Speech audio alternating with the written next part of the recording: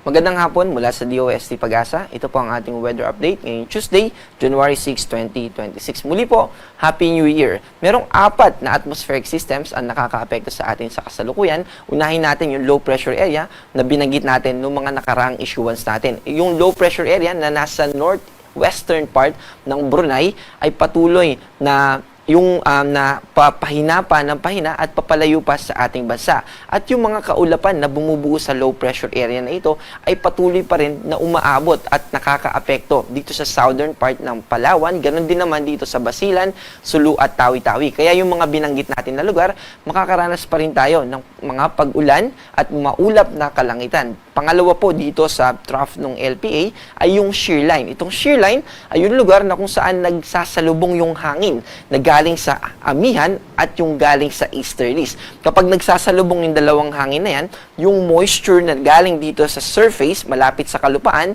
yung mga nag-evaporate na moisture dahil sa ibabaw ng dagat ay naaarawan, umaakyat po ito sa salubungan ng hangin na yun at yun yung nakaka-contribute o tumutulong para magkaroon ng formation ng mga clouds. Kaya naman kapag may shear line, ay asahan natin na magkakaroon tayo ng maulap na kalangitan at mataas yung tsansa ng mga pag-ulan. Kasama dyan yung Northern Samar, buong Bicol region, kasama yung probinsya ng Quezon, ganun din dito sa Marinduque, Romblon at Oriental Mindoro. Bukod po dun sa mga binanggit natin na lugar, ay yung buong Eastern Samar, except dun sa Northern Samar na naapektuhan ng shear line, dahil naman sa easterlies ay makakaranas pa rin tayo ng maulap na kalangitan at mataas pa rin yung tsansa ng mga pag-ulan. Easterlies din yung nakakaapekto dito sa natitirang bahagi ng Visayas, pero mas mababa na yung tsansa ng mga pag-ulan, except dito sa Eastern Visayas na binanggit natin kanina. Dito naman sa mga lugar na naaapektuhan ng amihan, malaking bahagi pa rin po ng Luzon ay amihan ang nakakaapekto. At bukod sa mababang temperatura na dala nitong amihan, by the way, yung pinakamababang recorded natin na temperature today ay 13.4. At simula nung nag-onset tayo ng amihan, nung 2025 at hanggang sa kasalukuyan, ang pinakamababa natin na na-record ay 9.6 noong December 30, 2025. Bukod sa malamig na temperatura na ating nararanasan, ay may mga kaulapan din na dala itong hanging amihan. Kaya posible pa rin yung mga light rains o pag-ambon sa Cordillera Administrative Region, dito sa Cagayan Valley Region, at ganun din dito sa probinsya ng Aurora. At dahil dun sa shear line na binanggit natin kanina, particular na yung buong Bicol region, may mga lugar po dito na kung saan posible tayong makaranas ng 50 to 100 millimeters. Ang ibig sabihin nito ay posible yung mga localized floodings. At mamaya ay meron po tayong dinagdag na isang slide patungkol sa Mayon Volcano. So, dito po sa ating advisory, itong mga probinsya ng Camarines Sur, Albay at Catanduanes ay posible nga po na makaranas ng 50 to 100 at binanggit na po natin yung kaakibat nito na hazard or epekto na posible nating maranasan. Mga localized floodings, lalo na sa mga nakatira sa low-lying areas o mga bahain talagang mga lugar o malapit sa mga bodies of waters o sa mga rivers. At para naman sa magiging forecast natin bukas, patuloy pa rin yung magiging epekto nitong shear line. Bukas at ganun din naman yung epekto ng amihan dito sa northeastern part ng Luzon.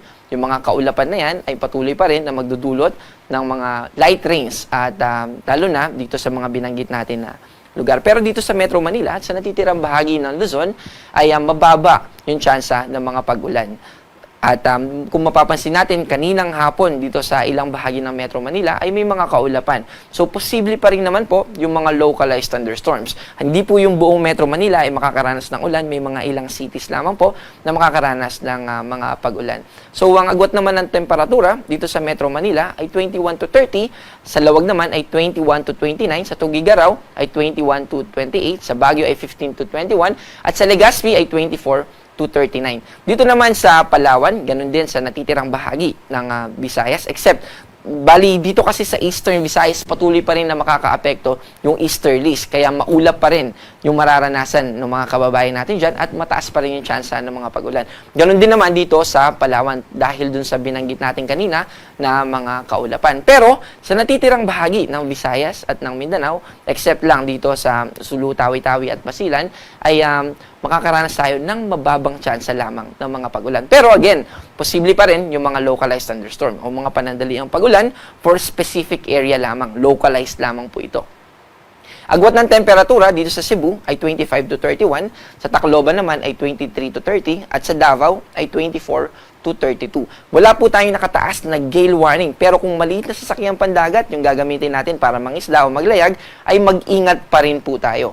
At para sa ating 3-day weather outlook or yung inaasahan nating panahon sa susunod na 3 araw simula Thursday hanggang weekend sa Saturday, dito sa Metro Manila ay patuloy pa rin yung epekto ng hanging amihan. Kaya makakaranas pa rin tayo ng mga localized thunderstorms at generally mababa yung tsansa ng mga pag-ulan. Ganun din naman dito sa Baguio, yung mga light rains ay patuloy pa rin na makakaapekto sa mga kababayan natin dito. Dahil sa Cordillera Administrative Region at Cagayan Valley Region, dahil sa amihan, ay may mga kaulapan pa rin na makakaapekto sa atin. Dito naman sa Legazpi, tulad po ng binanggit natin, yung shear line ay patuloy na nakakaapekto sa Bicol Region at patuloy na maaapektuhan pa rin yung Legazpi. Magiging maulap pa rin po yung ating kalangitan at mataas pa rin yung tsansa ng pag-ulan. Kaya, mahalaga po yung dinagdag natin na slide patungkol sa Bulkang Mayon. Maulap pa rin po hanggang Saturday dito sa Legazpi. Dito naman sa Kabisayaan, Metro Cebu, Iloilo at Tacloban City, mababa yung tsansa